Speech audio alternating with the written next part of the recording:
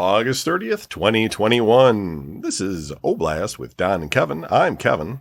And I'm Don. And we are here at the bottom of August, about to be September. And the weather actually has turned for the better starting tomorrow. So welcome, September. Yeah, because it's been miserable. So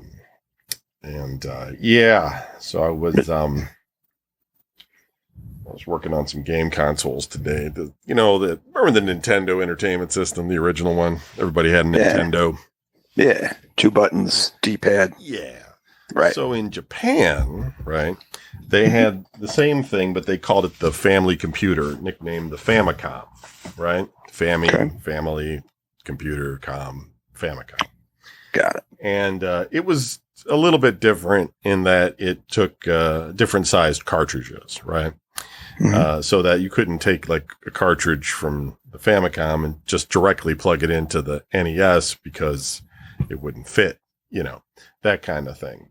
But other than that, I believe that they're identical.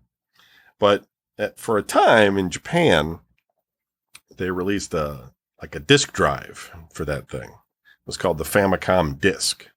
And it was like you plugged in this sort of cartridge with a wire that went to this disk drive. This disk drive ran on batteries. And Nintendo would, sell discs, and they would be a lot cheaper because you didn't need all those microchips and everything. You know what I mean? Mm-hmm. And you could also take like a disc and go to like a kiosk or something or whatever it was and, just get a game written to the disc and then take it home and be able to play it. But apparently, like after some time, I don't know if it was like, it wasn't like a regular disc. So I don't think it was easy to like copy them because you needed like blanks, right? And I think Nintendo had all those. I think. But I think it was like game publishers, like people that didn't want to license their games out and have Nintendo manufacture them, could start putting their games on these discs. And Nintendo was like, oh, we got to stop selling this thing because, we're going to lose all our licensing money. Right. So they stopped making it. So anyway, I spent about 3 hours today trying to get one to work. And I got it to work, kind of, but it doesn't work well. Like it needed a new belt. So I got the belt on there, cleaned it up, screwed it back together and everything. I got one game to load. It was like soccer. And not the game that you really want to play, right. But it was a little bit of a victory that I got it to work. But then the other discs didn't want to work anymore. And then that disc didn't want to work anymore. And I'm just like, fuck it. So stop working on that. And it's kind of my day today. I went out to my brother's ex-wife's house on, it was Sunday. I'm trying to remember. Maybe it was Saturday. I think it was Saturday. Right. Anyway. All the heat's messing up the weeks. Yeah, it is really. And go ahead. So she bought a new house, right? So she bought a house out in Lorraine, and she lives with the middle child, Brian's middle child, for the longtime listeners, right? Her youngest, but Brian's middle child, and and she has twin boys, right? So, and they're both like 2 or 3 or something, like 2, I think. But they weren't there.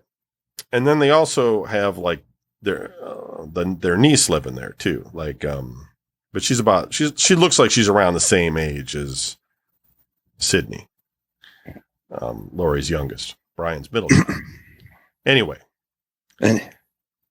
So you got this house, right? And it's a crazy house. It's big, but it's like it was built in the 60s or something. And it's got all kinds of weird shit in it. Like it's got like laundry chutes and stuff, remember those? Like you put your laundry in a chute. Yeah. They're like all kind of like you got to like put the laundry deep into the chute. Like you got to push it way back to get it to the thing. And then like you think it would take it all the way to the basement because there's this big basement, but they actually put the washer and dryer in like this room that's like the living room. Like there's like these 2 doors that you open and then there's the washer and dryer. And then otherwise it's like the living room. It's like it's like a weird layout like that. And it's like, this house is weird. but whatever. But so you got five. Well, you got two boys, 3 women living in this house, and but Lori's adopting 2 more boys. What? Yeah, and she's like 50 something, right? So these kids are like 2 or something, and like 2, and I think the one's like 4 that she's adopting. And, I mean, she's going to be like 70 when they're like graduating from high school and shit. Yeah. That's kind of old. I mean, I know people that kind of like Cease is kind of in that sort of arrangement too, but he won't be 70. I don't know. I think it's a little, I think when you're like, I don't know. I think when you're adopting kids, and there's just one of you doing it, you know what I mean? Right. Like, because like, Sydney's she don't got to be there. You know what I mean? Like at any point she could like be like, I'm going to move out and get my own place or something. You know what I mean? Right. So it's like, it's just Lori. And it's like, I don't know. It's that's a lot, but whatever. I mean, I don't have an opinion about it one way or the other, I guess, but it's just like, if it was me, I'd be like, no way. Like right. We should have done this 20 years ago and shit, because no fucking way I'd do it now. I mean, I guess I would if like I was with a girl and she had a kid, you know what I mean? Like that'd be okay. Yeah. But I guess what I'm saying though is it's like, I wouldn't go out of my way to go try and get, especially by myself, it'd be weird. Like, you're not out there looking to have a kid, but I mean, right. By myself too. Like, because I'd be dead and shit. And that wouldn't be cool. Yeah. I think last time I talked about going I was going to the dermatologist or whatever, and I did do that, and everything's fine. So everybody, in case anybody was worried, not that anybody was worried, but everything's fine. Just have this weird scar, and she basically just grabbed it and was like massaging it into my ear. I should have screamed out loud like, ah! But she's just like, you just got to massage this because it's kind of raised, and you need to kind of, do this once a day, and it'll go back down. And it's like, oh, all right, cool. And then I'm like, I'm leaving. Because I don't want any other, I want no more bullshit about fucking skin cancer for a while and stuff. But of course, like once you get this, like everything you look at on your body, you're just like, what is that? Right. What is this pink thing? I just wasn't here before. I never saw that. Like, damn, it's fucked up. But anyway, so how you doing? Did you get a car yet? No, that's a whole, yeah. Well, we went over that last week, right? My car blowing up. Yeah, and you had it at the mechanics, and you were going to get it towed out of there to a junkyard, maybe, but you weren't. You didn't. You needed the title. I need the title. Still waiting on the title. Oh man. I went through all last week with the dude from the shop calling me, being like, "Hey," like I called him up, and I was like, "All right, listen, I'm not getting the work done. I can't afford it. I'm not going to do that." And he's like, "Okay." I said, problem is I don't have a title for the car, so I can't junk it. I said, I asked him, I was like, do you got anybody, you guys work with anybody or know anybody that does that take junk cars that might be able to help us out, maybe get it out of there, and then I can give him the title when I get it. And he's like, nah, we don't know anybody like that. We don't deal with that or whatever. I was like, oh, all right. Well, I said, I don't know what to tell you other than I'm waiting on the title. And he goes, well, I need this car out of here because it's in the way. I got cars coming in and out, and it's in a spot that's not a parking spot. To which point I'm like, well, I didn't put it there. Why did you put it there? Like, you should have put it in this parking spot. I'm like, don't blame me for that. He's like, but I need to get it out of here. It needs to get out of here. And I said, okay. I said, I'll tell you what. I said, I'll come in tomorrow. I'll pay my bill, and hopefully I have a tow truck with me. And he goes, okay, cool. 2 days later, he calls back and he's like, hey. I was like, yeah. I go, I'm trying. I go in. I talk to the lady at the desk, at the front office there. And this is, I've always said this. This is a sidebar. I've always said this to people, and I've always told everybody that I know. If you work somewhere, or if you go somewhere that you are a patron of, or that that you're friendly with, and all that stuff, always, you're always going to be friendly and nice to the desk people or to the office person or to the person, the receptionist. You know what I mean? It's like everybody always thinks, oh, the receptionist, who cares? Or who cares with this lady taking my money or whatever, blah, blah, blah. No. You're nice to them all the time because they're the heartbeat of that company. They're the one that's taking care of everything that's in there. And I walked in there and I go, hey, Mary, how's it going? She goes, oh, hey, Mr. Anderson, da-da-da. Yeah, da-da-da. And she goes, all right. I said, I'm here to pay my bill. I said, I want to square up with you guys so that we get that out of the way. She goes, okay, great. So do you have a tow truck here? And I was like, no, I do not. She goes, oh, that's right. You're waiting on a title, right? And I said, yeah. She goes, okay, well, whatever. Whenever you get it, just bring it in and we'll get it out of here. She goes, but you can pay the bill now. And I was like, are you sure that it's cool there? Like, there's nothing I can do. My hands are tied. She goes, no, I understand. She goes, here, we work with this company. Here's a tow truck company because we've had this happen 3 times this past week now. Since I came in, like 2 or 3 other people have come in and needed to junk their cars because they didn't want to, they didn't want to pay to fix them. And she's like, so I guess we got a working relationship with this tow truck company here. Here's their number. And I was like, sweet. Will they take it without a title? She goes, no. And I said, okay, well then I need to wait to get my title. She goes, not a problem. That's fine. She goes, it could just sit there. And I was like, oh, so now I'm not worried about the mechanic guy. I'm like, screw you. You're not in charge. I don't, there you go. It's like, I don't care it's like I talk to her and she's in charge of even though she's not like the boss or whatever, that's the lifeblood of the business right there. You know what I mean? All phone calls come through her. All bills come through her. All payments come through. Everything comes through this person. That's why I say you're always nice to them because they're in control of everything. And she likes me. So she's like, yeah, take your time. Do your thing. When you get your title, just bring it up, as soon as possible. I said, I'll have it still in the envelope when I come up here. That's how quick I'll be here. So car's still sitting there. It's got all my stuff in it. Still got CDs in the CD player and everything. And I do not have a car because, well, slow down. I need time. Good Lord. Well, how are you going to, that's right. You're driving your mom's car. So you door dashing with her car? Yes. I'm doing everything with her car. Yeah, then you're still mobile. I mean, that's fine. Yeah, because like she'll be like, oh, I got to go to the store. Like, I got to go to the library in the morning. And it's like, go ahead. I'll just sleep. I don't care. And so it's like I just sleep late and then I get up. She comes home and I take the car. And I say, see you. How's she doing? I mean, she's still pretty mobile then if she's driving around and stuff, right? Like she's doing good. She's doing all right. She just got a liver biopsy last week. Oh, something on her liver. Spotted. Something in her liver. Yeah, there's something going on. Getting old sucks, man. It's just all that. Yeah. It's just lots of that. People that's looking all at it things, is. constantly worried about one thing or another. Yeah. Larry just went into the hospital with heart thing or something, but you can never tell with him if it's like serious or not.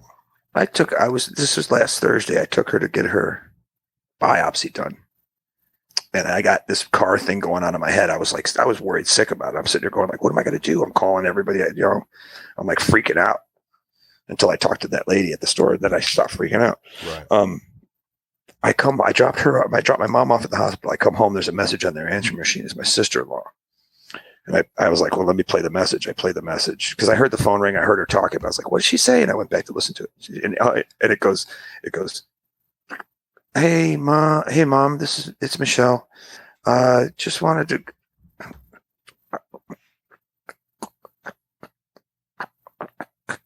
Okay, so I just wanted to let you know. Bye. And I'm just like, what? I thought I lost you there for a second. Jesus. I know, right? I do that really good, don't I? And I go, what? I go, what the hell is that all about? Whatever. So I go back and pick up my mom, bring her home. I let her listen to it. She goes, what? I was like, I don't know. So I called my brother.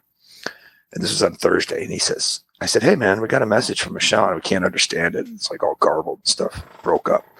And he goes, oh, she wasn't feeling good, went and got tested today. She's got COVID. Oh. I was like, really? And he goes, yeah. And she's been professing this whole time that she's got immune deficiency type some kind of thing. Oh. So she's been extra careful and not going anywhere and doing all this stuff, Right. And it's like, that's cool. She's vaccinated and everything. And it's like, I go, is it bad? He goes, no, it's not bad. He goes, I had it worse because he wasn't vaccinated when he got it. Oh yeah, I know. And he goes, and that was the first variant. This is not the new one. This was back, months ago. Basically, right? Yeah, right. He's like, he goes, no, I had it bad. She's just got like cold symptoms, stuffy nose and stuff like that, or whatever, just whatever happens. And I was like, oh, that sucks. I go, she's been so careful. I don't understand how she got it. He goes, well, we went to this concert on Monday night.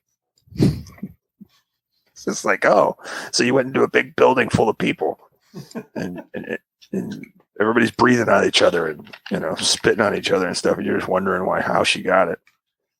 I was like, at least she's vaccinated. She'll be okay. You know what I mean? It's not, but it's just like, weren't you professing this whole time how you're like, I can't go anywhere. I can't do anything because I have to be careful. And then what do? You go to a concert. Are you stupid? I guess it's like, you think you're vaccinated, so you're okay. But it's like some people are, depends on when she got vaccinated too and which vaccine she got and all that kind of stuff. Right. Like the Johnson & Johnson single shot's not as good as the Pfizer and the Moderna. And then right. If you're immune compromised, like you're saying she is, then she probably needs the booster. Right. But even then, like I've been a little bit careful just because, like, like, I'm vaccinated as of April, and it's not it, but, I don't know. I just feel like, I think it has to do with like the amount of exposure, right? So you go out and somebody that's God just breathes on you, like, right. And then you end up fucking breathing all that in and then you're fucked, where if you're just walking by somebody, you might get a little bit of COVID or something. You might not even notice you have it kind of thing. And I just think like if you get a big enough dose, no matter how well you're vaccinated, you're probably going to, your body has to catch up. Right. And, so you get sick. But I know another guy that, he had I think he had the Moderna. He had the Pfizer or the Moderna, but he's like 70 something. And he had, he caught it, right? He goes to the bars or whatever. And, he's all right. Like, he's not feeling great. You know what I mean? But it wasn't in his lungs very long. It kind of just moved up to his head and gave him a headache. You know what I mean? And, it's runny nose and all that, kind of just like your standard flu type symptoms type of thing. And that's just, this goes back to our earlier conversation. Like, I just don't want to be sick. Right. Like, plain and simple. Right. Like if the numbers are this high, like I just don't feel like rolling the dice that much. Like I'll still go places and everything, but it's kind of like I haven't been going to trivia like I normally do on Thursdays because that place is just packed and it's too loud in there anyway. So I'm sort of disgruntled on going, but I'm just trying to keep it sort of, That's it. Adam called me last week and he says, he goes, I'm going to go see Alan Parsons' project. I figured I'd ask you if you want. I mean, this is a whole nother story. He got involved. Did I tell you about the chick? He told me he almost had a girlfriend.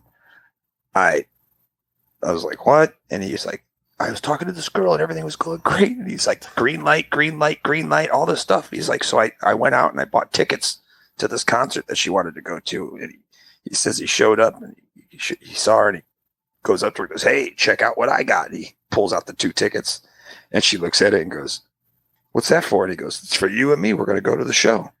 And she looks at him and goes, I hope you didn't pay for those yet. Oh, really? Wow. Yeah. Damn. Yeah. Just to go to a show, like, wow. Like a concert. Yeah, it was the Leonard Skinner, Brad Paisley thing at the Hall of Fame. So she just shut him down. So he shut him down, stopped talking to him, everything. So he was like freaking out. He's like, dude, I got these tickets. I don't want to go. He's like, I would have gone to see Skinner, but I don't care about Brad Paisley. I was just trying to take her out, sure, get the motorcycle, and because he's got a motorcycle again. Oh, Summer of Adam. Yeah. And he goes, luckily, a dude in Leonard Skinner got COVID. They canceled the show. They offered refunds. And so that's why he called me. He goes, well, I'm taking the money I spent on the tickets. I'm going to go see Alan Parsons. Do you want to come with me? And I said, no. He's like, what? Why not? I said, because I don't want to be in a big room full of people. I just right. Don't. I mean, that's kind of exactly. That's kind of me too. Like, he's like, aren't you vaccinated? I go, yeah, I'm vaccinated. I go, but that's not the point. I said, I just don't. I go, people are dumb. Yeah. Everybody's stupid. Yep. and I don't want to deal with them anymore. I'm sick of hearing it. I'm sick of seeing it. I'm sick of dealing. I was like, I just talk to the people I like to talk to. Right. And that's what I'm going to do for the rest of my life. I don't care about anybody else. I mean, I'll, when things are, when things are a little bit more, like I've said in the past, like if they get an antiviral so that when you do got it bad and you got to go into the hospital, they can just be like, plug you with something, you know what I mean? And they'd be like, all right, get out of here, you know? Right. Stab you 3 times in the chest. And then I'd be a little bit more apt to like be okay with it. But it's just like right now, it's still like, I know that they're like 99% of the people that go to the hospital don't die if they've been vaccinated. I'll be that 1% guy. Right. Fucking, keeping that statistic alive. So I just try to be careful. And just like, I mean, and we say it every week or we say it all the time or whatever. I know I say it all the time. I haven't been sick in like 2 years. Right. Like, I haven't had a cold. Right. I haven't had a sneeze, a cough. I haven't had, I mean, you know what? And it's been great. Yeah. Like you don't even think, it's been so long that you don't even think about it. I know. And it's like, it's so hot outside. You be inside your house, air conditioning, you go outside and then like your nose starts running. And you're like, uh-oh. Right. Uh-oh. I And know. it's like, no, my it's just the heat. like my started to swell up and stuff. I thought there for a minute I even might have caught COVID just because like, I had been to the dermatologist and everything. And then after that, like I would go outside and then I'd come inside and stuff and my my glands, under my jaw and stuff would be swollen.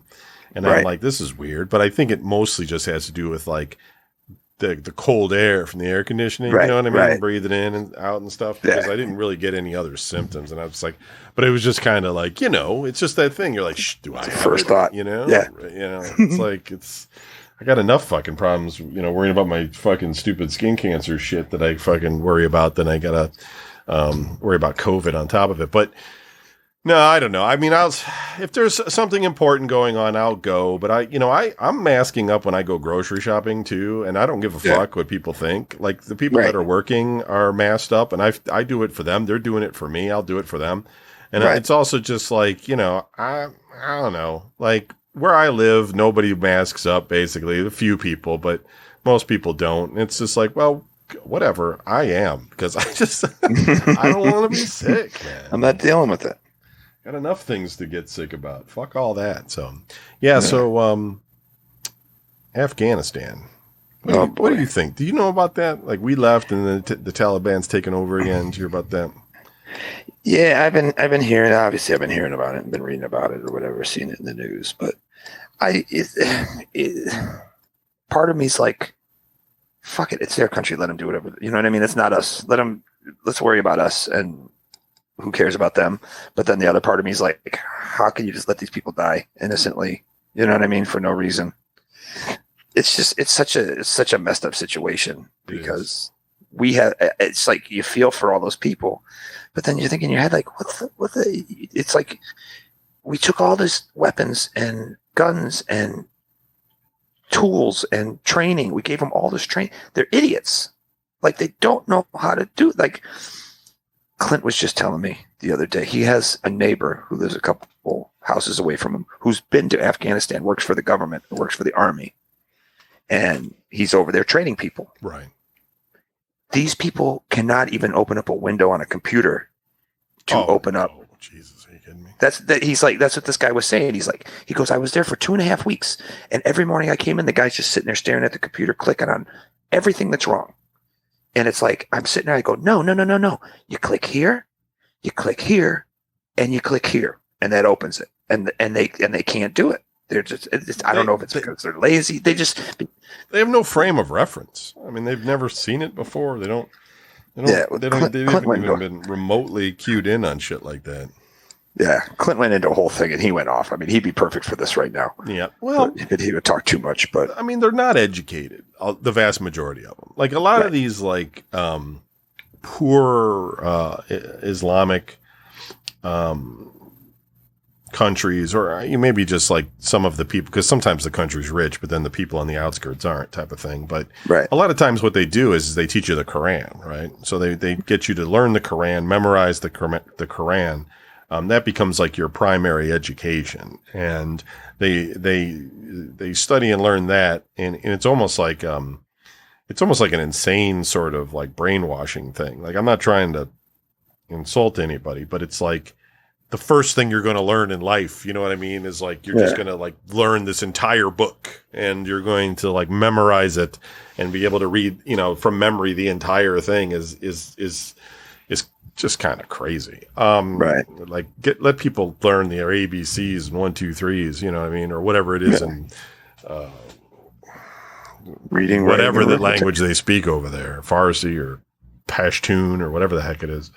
But anyway, they're just not educated. And look, even when the United States is there, right? You have this situation where like the United States is kind of there. I mean, there's not like, we're not everywhere. You know what I mean? Like we're around, and there's only so many jobs to go around, right? Like, you know what I mean? Like there's only so many things that they need an uneducated worker dude to do. Yeah. And so like, you got to eat. You got to eat, you got to do stuff. And like, you know, so you're going to take a job with whoever, and you know, if it's going to be the Taliban, you know, or if it's going to be the military or whatever, you want to eat. And I think like you could work for the government that was over there, but were you really going to die for that government? No, because you don't know, like, you don't know anything. You don't understand like what democracy is and what, you know what I mean? Like you live under like a sort of a warlord type environment. Like there's one boss guy who kind of tells people what to do, and you do that. And if you get in trouble, maybe you get killed or your arm gets chopped off or whatever the fuck it is they do over there. But and that's it. Like that's all they know. And it's like like from the United States point of view, it's like like it would take generations for us to go in, build schools, and try and teach these people their, you know, an education so that they could grasp what it is they have. And really, you know, I think all of them would just realize pretty quickly, like, I don't want to be here. This place sucks. You know what I mean? Every picture of that place, none of it looks good. Like I've never seen a part of Afghanistan like on a photo or anything where I was like, well, that kind of looks like paradise. Like it doesn't. It looks like the worst desert, rocky, mountainous, moon landing fucking place ever. It's awful. Everything's made of rock over there. It is. Like I mean, there's like near the river, there's green stuff that they use to like, I don't know, grow crops or let goats graze or something. But I mean, the rest of it just seems like completely fucking desolation. And, you know, it's like, yeah, if you were over there, all you want to do is get out. All those people that are trying to get out, I'd be making up shit too. I'd be just like, yeah, I was a translator for, I don't know the guy's name, but can I please get on this plane? Take me out of here. Because I'm not really worried about dying. I just worry about being here because this place is awful. Yeah, I don't know, man. And these people just got nowhere to go, and it's fucked up. And I mean, yeah, we left a lot of military equipment over there and stuff, but from what I can tell, none of it can reach us. So, I'm not too worried about it. I'm gonna drive a Humvee over to here or anything like that soon. Sounds like whatever, you know. That's not. I mean, yeah, I'm mad that we spent all that money supplying all that shit to the Afghan government, and then just, you know, $2 trillion just flushed down the drain. That's fucking stupid.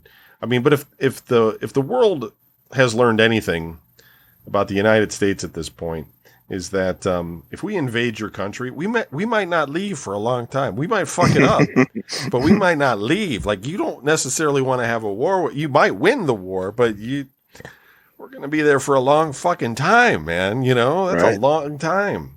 20 years? It's crazy. Yeah. It's like, I don't even know what we were doing, to be honest. Like, I don't know why we were there that long. It's like nobody had the political wherewithal to just like close it down because it wasn't politically opportune. You'd look weak if you were like the president that was going to get you out of there. It took Trump to basically do it. I know Biden is, you know, sort of the guy that went through with it, but Trump made the deal because nobody else was going to take that sort of political risk.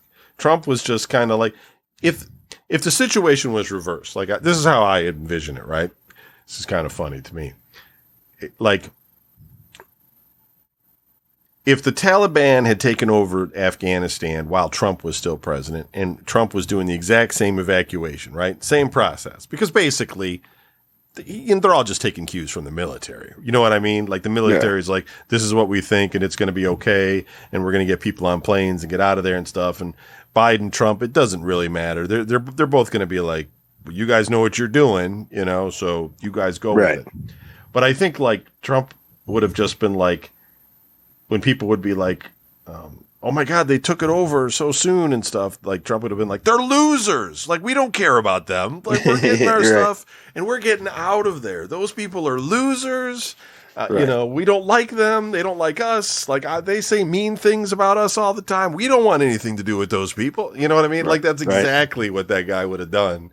And, you know, and then his followers would have, like, if that bomb would have went off and killed all those people, Trump, you know, would have just said, you know, he would have made a bigger victory out of the rocket attacks that they did against the ISIS-K people or whatever, and been like, you know, everybody would have got warm fuzzies for that. Where Biden just sort of chokes when he's up there on because he doesn't know what to say because he's too fucking old. Right. But I just think that the outcome is the outcome. It would have been the same either way because we made a deal. Like we made a deal. They were supposed to get the thing in like May 1st. And we were just dragging ass. I mean, I don't know why we were dragging ass, but we just were, you know, like we're like, well, we're not ready. And it's like, really? You know, like we're the U.S. military. You guys can't get it all together and get all our equipment and shit out. Like, I don't understand like how we do it in wars and stuff like that. Like, just put it together and let's go. Like, I don't know. I don't know, though. I'm just saying that out loud. Like, I don't know. I know that there's bigger things with logistics, but, you know, we made a deal for May 1st, and then it's like, you know, end of August when we're getting out of there. And the Taliban got tired of waiting, and they came in, and everybody just ran away. It's the craziest shit ever. Here's a gun that's better than all of theirs. We're going to give it to you. And, oh, here they come. And there you go. But, you know, like these Taliban, they weren't all sitting out in tents somewhere either. You know what I mean? Like, they weren't all hanging out in some campground waiting for, like, the war to be over. You know, these people were all around. Like, if you look at, like, video of those guys, the way they're holding their rifles, which are, like, higher up, and they're keeping their fingers off the trigger, those guys were all trained by us.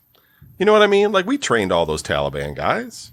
Like they learned, they came, they joined up, they learned, you know, and then they were like, I'm going to go join Taliban now. I learned how to, you know, use the American equipment, everything.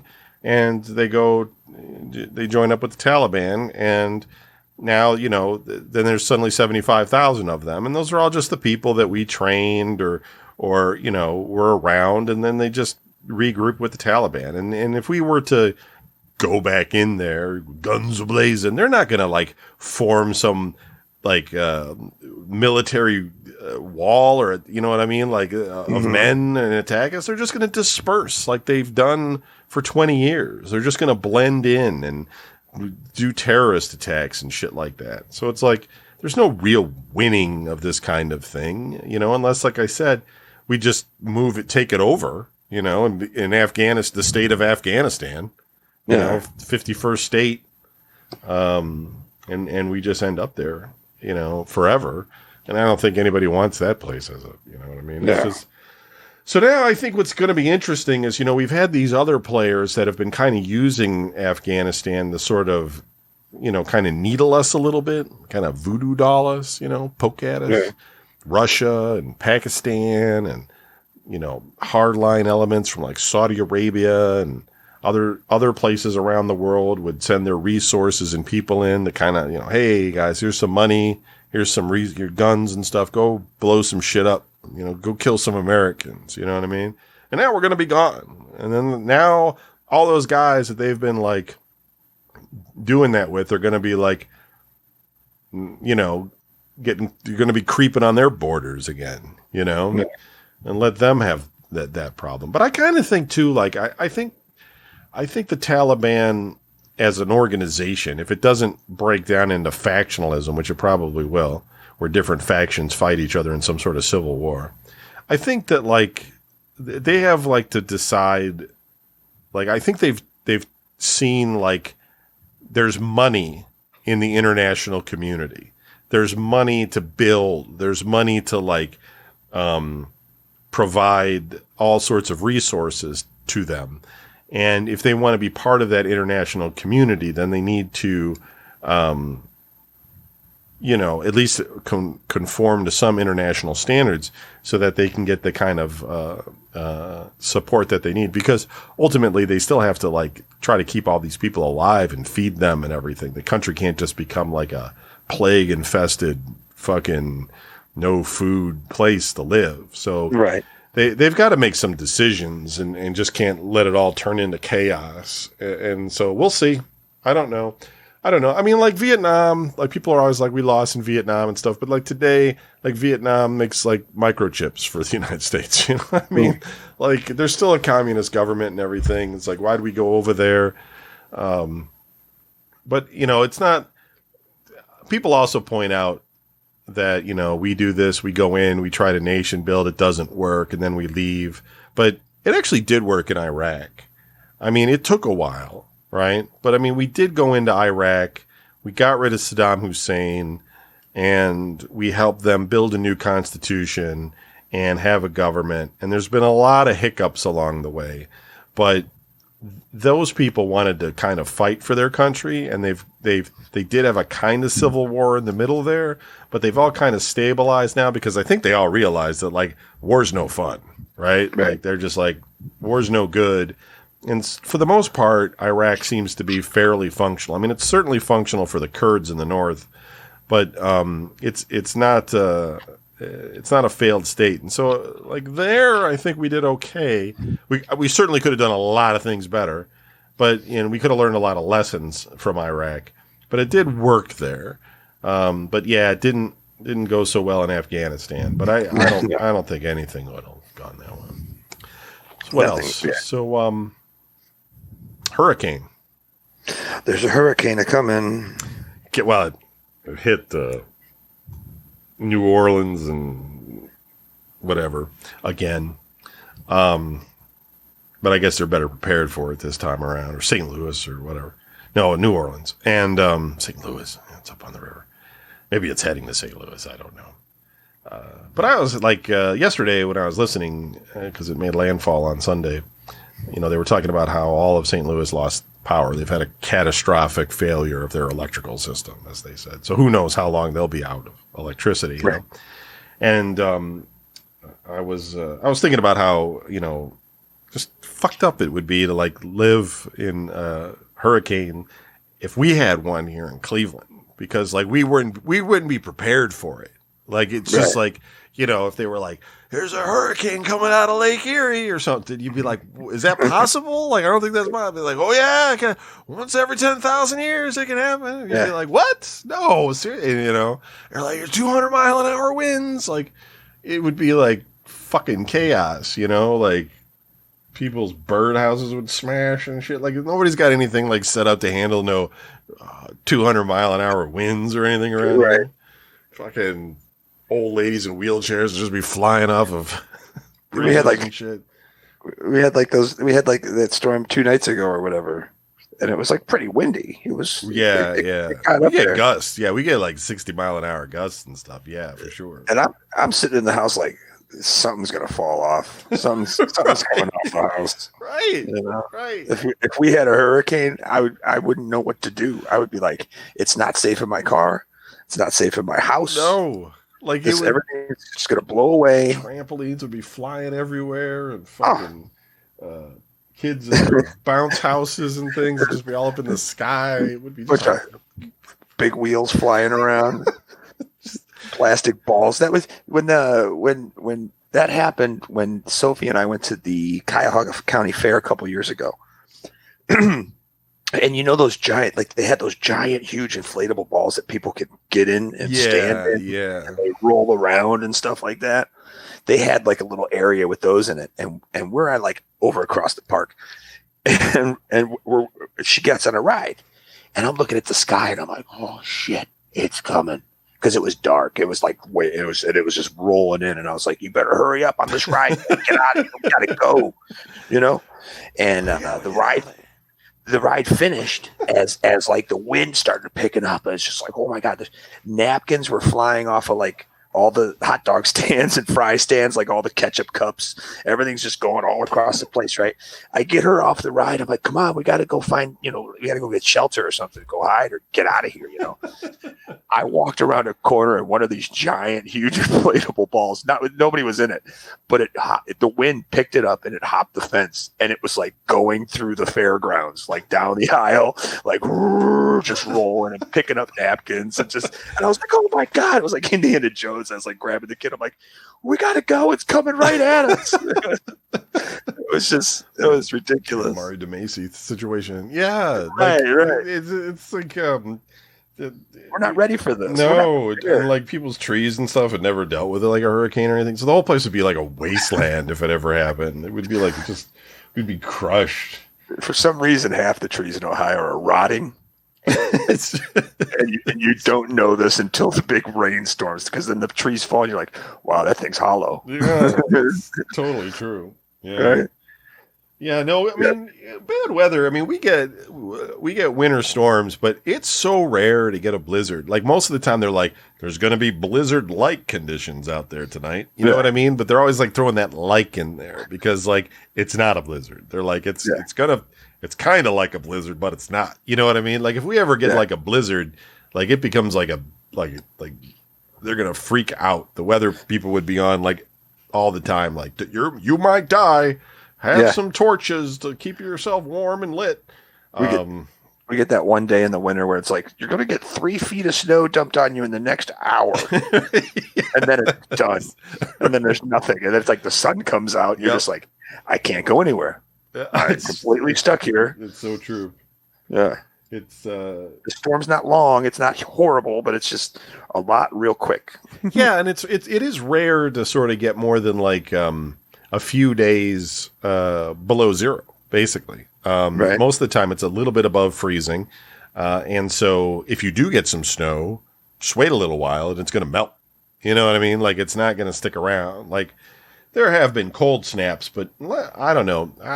Not a lot. Like, it's always just kind of it's just like you said, though. It's just like we get snow, but we get like maybe 3 times in a winter.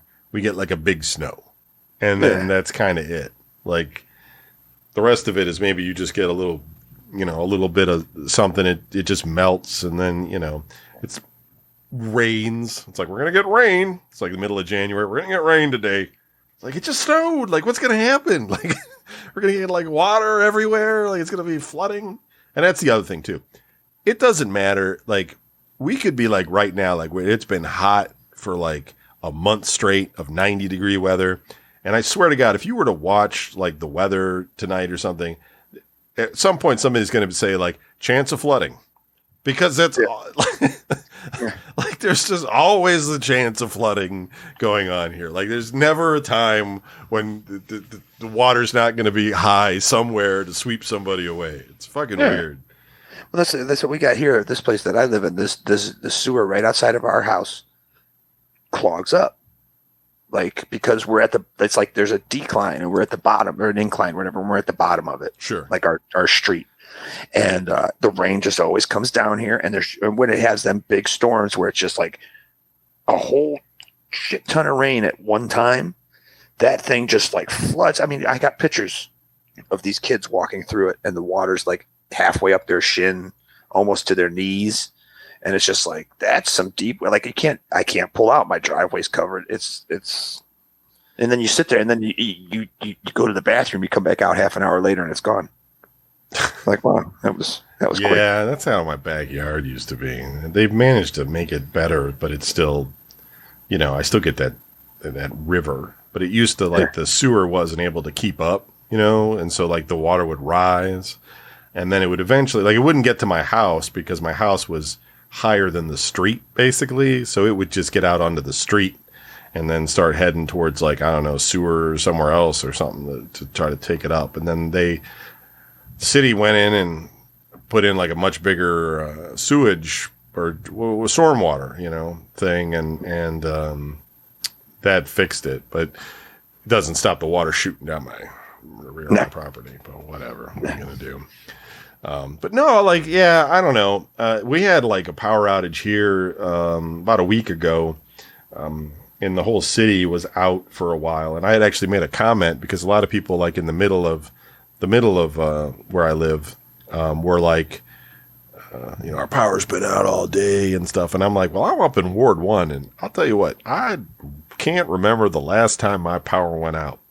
About 3 hours later, my power goes out. Yeah. And I was like, of course it does, whatever, eat my words. But I have a generator that I bought last year, and I decided, well, I'm going to go ahead and kick it on, try it out, and see how it goes. I mean, I've tested it before, but, let's see how it does on a complete blackout kind of thing. And I got it going and was watching TV and had my internet up and everything. And I was like, this is cool, it didn't go into the night, but I was debating on like, would I run it through the night or not? Like, it's not that loud, but it sounds like, kind of like a car idling or something, you know what I mean? And like, if not during a blackout, you don't hear anything, you know what I mean? Yeah. So like you would hear that car, like if you were the neighbor or something, you'd hear this car outside, just like you'd hear my generator running, you know what I mean? Like, because there's just, So but I didn't have to it came up at about like 7:00 or something in the evening. And I was like, all right, cool, and put everything back away. But that worked out pretty good. I just got that because I don't really get blackouts very often and stuff. But when we had that one blackout way back in the day, remember when it was like weeks. Yeah. But it was like a couple days or whatever. It was only a day for me, I think. But a day is a long time when you got nothing. Like you got no internet, no TV. It's like, and it was August. It was hot. Yeah, it was hot. And like you could go drive, but there was nothing else. And it's just like, that kind of just made me think like, I can't rely on these people. I can't rely on the power company. They don't have they fucked up, So I thought, well, at some point I'm going to get a generator, and I finally bought one, and so it's cool. I mean, it doesn't run my air conditioner. I think it probably could, like it has enough wattage to probably do it, but for something like that, you just want it for like your fridge. Yeah. Maybe turn on the TV so you can watch antenna TV because you can't get cable or whatever, but right. Yeah. It depends, but yeah. Because we used to live, when I was married, we used to live on farms. Right. That would happen to us a lot. And the one time I was just like, you know what? Screw this. I said, I don't care. I'm going to go buy a generator because we're going to need it, whether or not, you know what I mean? Right now, we're going to need it. And I went out and bought it, and I never used it. We got divorced and she took it. Oh, that sucks. No. Yeah. God damn it, Julie. I got the Casio keyboard. She got the brand new, never used power generator. Crazy. Yeah. She'll probably sell it too. She'll probably never even use the damn thing. Right. Yeah, I don't know. It's kind of looking forward to things just kind of cooling off now because it's just been miserable. There's some things I want to do in my yard, and it's like I've got some things done that I did during the early spring, but I kind of want to remove this one bush by my front door, and I got to trim my hedges and things. Very domestic type stuff, but I'm not doing it when it's like 85 out. You know what I mean? Like it's stupid. If you walk out the door and you take a breath and you have to stop and be like, I think there's something in my lungs. Because it just feels like a hunk of something's just inside. You're just like, and it's like, I think I just ate fire. Yeah. It's no good, man. And I get it. People in Arizona are like, oh, you think it's hot out there or whatever. It's like, hey, listen, relax. Yeah. We're not used to it out here. You're supposed to have it. Yeah. And we have a lot of humidity, man. I mean, like, we got humidity. It's really what it is. It's like a hot blanket. Just you're wrapping you up, man. Just like, are you hot yet? It's like, yes. How do I get cool? You know that feeling when you're about to have surgery and they give you like the medicine to knock you out and you get that tingly, warm feeling down your whole body? That's what it's like standing outside. You just walk outside, you're just like, oh, I feel it everywhere. Not good. There was a big fire over there in Strongsville where I used to live in Cherry Tree. Oh, yeah? Yeah, I didn't go look at it, though. Yeah. Hey, look, a fire. It's not like it was the high school. Yeah, that was a weird. It was just a weird thing. The Lever's high school burned down. Like I don't know. It's just it's. I don't know. Kids always talk about that. Oh, burn the school down. You know what I mean? Our school actually burned down. It didn't completely burn down, but it burned down enough that we couldn't go to it for a while. It caught on fire. Let's put it that way. Yeah, it did. Ruined all sorts of stuff because of the smoke damage. And I found my piece of the gymnasium floor the other day. I thought I'd lost that, but I still have it. They gave everybody at graduation I think it was at graduation, or it was the last day of school or something. It must have been graduation because I didn't get one. Okay, yeah, it was maybe graduation. You just got a piece of the gym. I mean, big deal. I mean, it'd be cool if it was like one that was like had smoke damage on it or something, and be like, that's kind of cool. But it was just like a normal piece of like that wood flooring, that would be on the gymnasium floor. And I think I may be the only person that ever kept theirs. Everybody else was like, look at this stupid thing, and just threw it out the car window on their way home. Never got one. But because I've never seen anybody else have one. But I'm sure there are some people out there that do. People that keep keepsakes, shit like that. I don't know. I watched the video online last year. The video yearbook? Yeah, the video yearbook, sorry. And they had that quick clip of me out in the hallway at the IX Center sitting at a desk all by myself. That was another thing. I watched that whole video. That was another thing with that were we the only ones to ever have a video yearbook? Might have been. I really don't know. I think so, because I've never heard anybody ever talk about it, never seen another one. Right. No one's ever mentioned they were in one or anything like that. It wasn't good. Like, I mean, I know Kelly was on that team or whatever, but the whole thing was like, it wasn't a good video of anything. It was just like, I don't know what you would make it. You know what I mean? But it was like the things they captured were just really bad. Like a lot of sports games and people walking down hallways. Yeah, right. Like they were just nothing. Peeking in the classrooms and stuff. Like it didn't have any kind of. I mean, there was a lot of Mike Wellman, which is kind of funny. But every time you turned around, yeah. But for the most part, yeah, it could have been probably a lot more than what it was. That's probably why they didn't do it anymore. Yeah, VHS. I have the whole graduation ceremony on VHS still too, I think. Which I'm sure is just a blurry fucking mess. It was on like while we were graduating, it just happened to be on for whatever reason, it was being broadcast on like PBS or something, or one of those community broadcasting things. And I don't know why, because you don't see most people's graduations on any of those things. But back then, I don't know, North Olmsted, we had clout or something. I don't know. Yeah, it's weird. They felt bad for us. They were like, "Well, your school caught on fire." So, you ever felt like going to like your reunion or any of those reunions that they have? You ever gone to any of those? Never been. Of course, the thought goes in your head. You're like, 30 year coming up, but then it's just like I don't care enough. It'd be weird because like anybody that I like want to talk to, I talk to. You know what I mean? Like I already know everybody. Yeah. I never lost touch with the people. Like, there's nobody I'm like looking to meet, and they probably wouldn't be there if there was. But so it would be a bunch of people that like I didn't talk to in high school for the most part. You know what I mean? And like, why would I suddenly start talking to them now? Like, they don't know me. I don't know them. I wasn't voted class clown or any. You know what I mean? Like, I wasn't part of anything. Yeah. So it's like, why would you? I don't know. Like, I had no reason to be there. I'm the same way. I didn't care about it then. Don't know why I care about it now. Yeah, I don't know. It's like peacocking or something. Like people can show off what they've done with their lives or how they look now versus what they looked like in high school or something, and things like that. But I don't know. It just never really appealed to me. I mean, I don't know.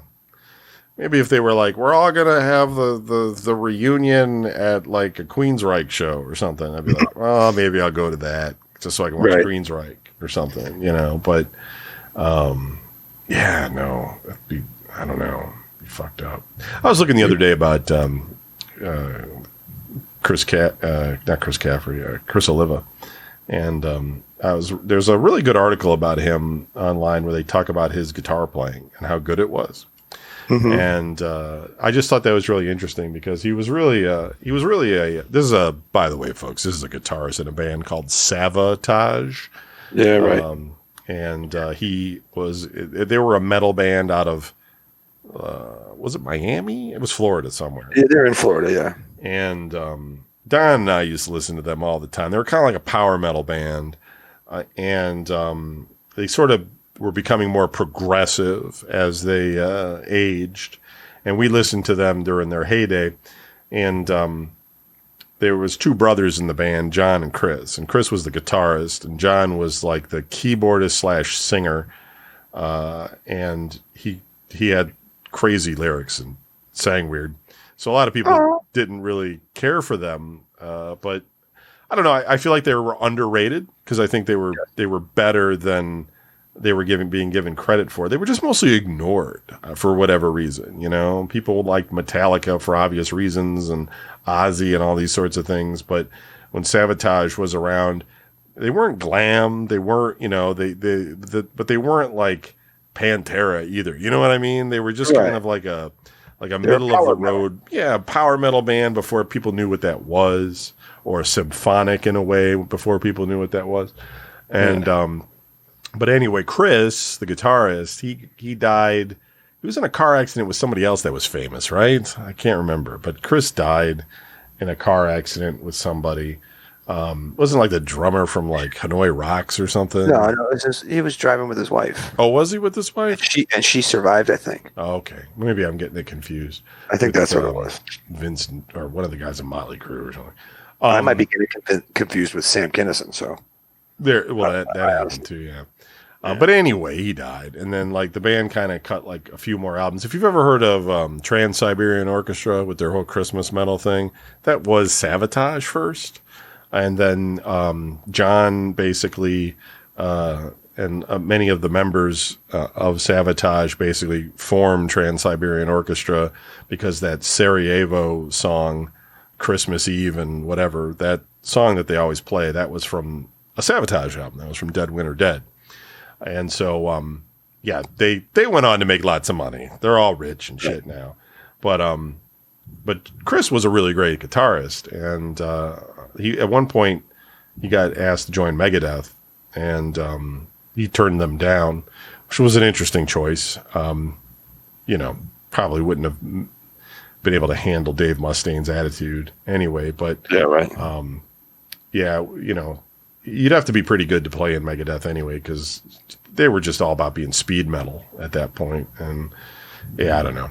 Yeah. It says here, October 17th, 1993, at around 3:30 a.m., Oliva and his wife Dawn were driving north and struck by a drunk driver. It's crazy, man. Head on. He died instantly, and she survived. It's fucking, what a way to, you know. I remember when I heard that news, I was just like, oh, no! I know, he was young, man. Like, they cut a lot of albums, but they were all still pretty young at that point. Like, there was a lot more he could have, you know, done. Oh. It's crazy. But, they're so good. So many celebrities get hit by that head-on drunk driver. Right, you know? Right. Like, I don't see a lot of that in my day-to-day. But if you're a celebrity, apparently that's a thing. Like, it happens to you. You gotta, look out for that one. Oh, that guy almost got me that time. Shit. Yeah, it makes you wonder. It's like, maybe the celebrity was the drunk driver. Ooh. Yeah, maybe. I don't know. Or you puke on your own vomit or choke on your own vomit. Yeah, that's another way of. Always sleep sideways. That's what I do. People get killed. Yeah, I don't know. That's good. I don't know. I did listen to that podcast though. You told me to listen to with the Halloween guys. Yeah. Which was the It took me a while because I thought it was a show just about Halloween because it's like Walls of Jericho is the name of their album. You know what I mean? And you said Jericho. And so I was like looking for Walls of Jericho, but I managed to find it. Yeah. And Talk is Jericho. Yeah. Chris Jericho. Right. Fozzy and all that. Yeah. It was a pretty good interview. It was pretty interesting. It's still really bizarre. That they did what they did, which was basically take all the original band members and put them into a power band like that. Right. And then not only go on tour, but cut an album and plan on going on tour again and everything. It's bizarre. Like, I don't know.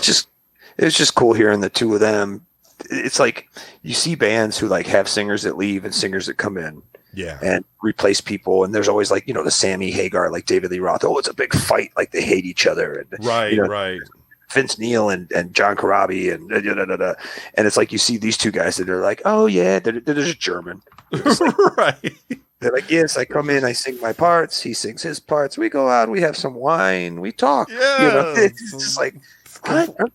You guys don't hate each other? Or and they make it seem so simple, like when they're talking about how they decide who's going to sing what. You know what I mean? Yeah. Like they kept asking that different ways. Like, wasn't it hard to kind of, or was it as, nah? The hardest part was when they'd be like, I want you to sing this part. And you'd be like, no, I want you to sing this part. I think you should say it. It's like, you guys are really nice. Yeah. They just constantly try to give the other guy the part to sing and stuff. But, it was really interesting, and I do think that Michael Kiske or Kiske or however the hell you say his name, he does have a great voice. I mean, he still sounds really good. You know what I mean? Like, it's surprising because when you get, I mean, these guys are older than us. You know what I mean? Like they're probably like 60 or something, or close to it, and to sound that good. Is unusual. I mean, really, because I've watched a lot of metal bands at our age,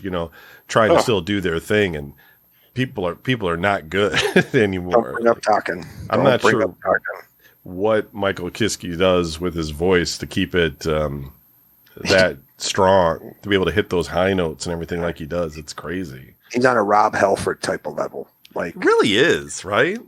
When Rob Halford went back to Judas Priest, I remember watching a video being like, this probably isn't going to be that good. And he was just like, and he was hitting all the notes and stuff. I was like, wow, he could do it. Yeah. And then I watched the Kiske videos, the Halloween videos with him in them, and I was just like, get out of here. Are you serious? Like, know, right? He just switches back and forth, and and you see him standing there, and he's just standing there, and he's just singing, and you're like, well, he is concentrating. He is working on it. He's like, you could see that he's like, you know what I mean? Yeah. He's putting in the effort. Yeah. But it's really like, cool. They're not cutting it down like an octave or anything. I mean, the guy's just hitting it, and it's just like, wow, that's weird. It's good. It was cool. But Don Dawkins out on tour with his band, and they have to like low tune all their songs now. So everything. And so they have to. I mean, his voice is shot. Right. So he's just out there. He's like, we're the Dream Warriors. You're just like, get out of here. It's like when they want the audience to sing, you guys sing it. Yeah. So I can't. You guys do. All right, everybody, high-pitched voices. Yeah, but Dawkins' voice was always pretty weak. I mean, like he could sing. Don't get me wrong. Like he had some songs like he could sing, but it wasn't. He didn't have a powerful vocal. You know what I mean? Like he wasn't throwing his voice. He was a studio musician. Yeah, it was always very kind of quiet. Like he didn't have good pipes. Like like Judas Priest, like Rob Halford. He's like an Axl Rose. In the studio, he can do anything. Right. When you get out live, it's like, okay, well, that doesn't necessarily sound like the studio. It's just like you gotta be able to throw. I imagine it's just got to be difficult, not just to sing like an hour worth of music. You used to be on stage and you would sing for a while. I mean, it's got to be kind of. But I mean, if you had to do that every day, it would probably be really hard on your. Oh yeah, I wouldn't be down for that. And your voice box and stuff, man. Like just you'd be trashing it. It's amazing. James from Ringworm can even talk on a normal day after his tour. Human furnace, man. It just gets better. Yeah. All right. Well, that's been an hour, folks. Thanks for reminiscing with us. We'll be back next week when it's a little cooler, and we'll be able to talk to you a little bit more Maybe my shed will get scheduled to be built. I know that's going to be freaking exciting. Be sure to write into the show, oblast@vgn.us, because we could really use some topics or things you might be interested in to talk about, even if we don't even know anything about it. Just ask us, like, what do we think about vitamin D? We don't know, but we'll talk about it for a little while. I like it in my milk. Yeah, whatever. Give us something to chat about. Try to stump us. There you go. All right. Thanks. Peace. You've been listening to Oblast with Don and Kevin. If you'd like to write into the show, send an email to oblast@vgn.us. That is VGN as in video game news. And be sure to check out our Patreon page, which is at patreon.com/VGN, where you can get all of our shows, our videos, and some musings. Be sure to tune in each week for new episodes on our Patreon page or every other week on the public RSS feed that you're subscribed to now. Thanks for listening, and good night. Peace.